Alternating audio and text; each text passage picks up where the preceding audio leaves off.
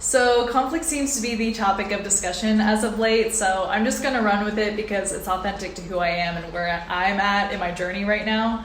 But in all transparency, I hate conflict. I can't stand it. It makes me super uncomfortable and it makes me sweaty and nervous.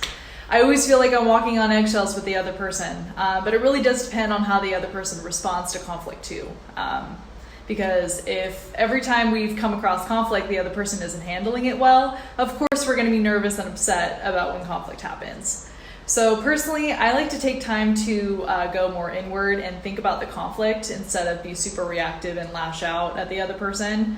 So I need to be more open about my communication in regards to processing the information, but also, it takes two to tango. Like, we need to meet each other halfway and talk about what happened and how we can understand each other a little bit better without pointing fingers. So I took a conflict management class when I was in 7th grade, and little did I know how important that class would be in my life. And not that I handle conflict perfectly because of it, far from it, but something that I really remember learning was to express yourself by saying I think and saying I feel that, blah, blah, blah.